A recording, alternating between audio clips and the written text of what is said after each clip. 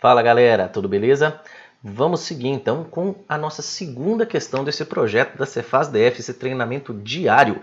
Vamos lá, questãozinha de hoje no quadro. Olha só, julgue o item seguinte a respeito da teoria microeconômica, estamos em microeconomia, tá gente? A maioria das questões, da produção. Produção, inclusive, é um item do edital, né? Um ponto, olha só, da fronteira de possibilidades de produção. Gente, aguarda uma coisa, tá? Fronteira de possibilidade de produção pode ser curva de possibilidade de produção, tá? Pode ser curva de transformação, mesma coisa, tá? Pode aparecer com esses três termos: fronteira de possibilidade de produção, curva de possibilidade de produção ou curva de transformação. É tudo a mesma coisa, tá? Em que dois bens, olha só, dois bens são produzidos. Isso é o normal da curva de possibilidade de produção, tá? Você tem dois bens exatamente porque você tem dois eixos, tá bom? Você coloca um eixo aqui, um eixo Y, tem um bem Y e um eixo X, tá?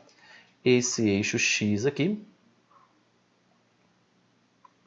vai ser o outro bem, o quanto que é produzido do outro bem, tá?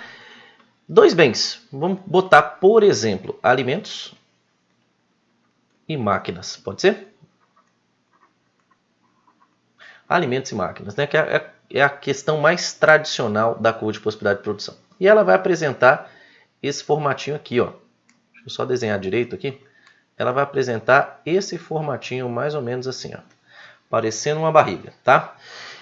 Esse formato aqui da curva de possibilidade de produção, ela apresenta vários pontos. Beleza? Ele está falando, ó, um ponto da fronteira de possibilidade de produção em que dois bens são produzidos. Um ponto em que dois bens são produzidos é qualquer ponto aqui da curva que esteja na parte de dentro. Por exemplo, esse ponto A aqui, ó, tá? Ponto A. Esse ponto A, claramente, ele vai ter um comportamento, tá? O quê? Você está produzindo alguma quantidade de Y e alguma quantidade de X. Ou seja, vamos botar assim, ó, 30 alimentos e 50 máquinas. Pode ser? 50 máquinas. Beleza. No momento que você produz lá 30 alimentos e 50 máquinas, você está produzindo dois bens, né? Dois bens. Ele está falando que esse ponto ele é mais eficiente do que um ponto em que um único bem é produzido. Gente, que pontos em que um único bem é produzido? Nos extremos. Olha só, pode ser nesse ponto aqui, certo? Nesse ponto B, ou pode ser nesse ponto C, ok?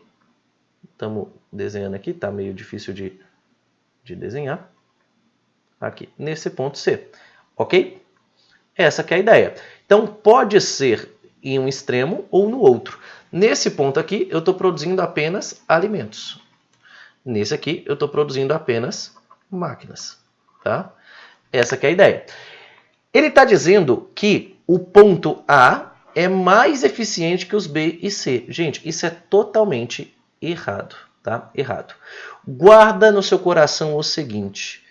Toda vez que eu estou sobre a curva,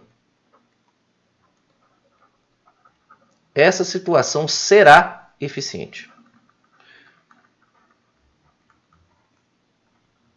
E será igualmente eficiente, tá? A é tão eficiente quanto B, tão eficiente quanto C. Porque em todas essas possibilidades aqui da curva de possibilidade de produção, certo? Em todas as possibilidades, você tem pleno emprego dos seus recursos, tá bom? Toda vez que eu estou sobre a curva de possibilidade de produção, eu posso usar para produzir mais alimentos, mais máquinas ou uma combinação dos dois. Mas eu sempre tenho pleno emprego de fatores.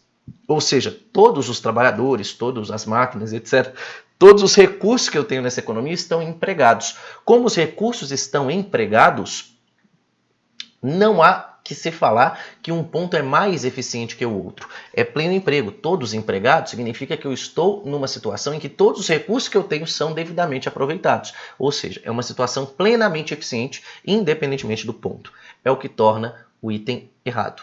Beleza?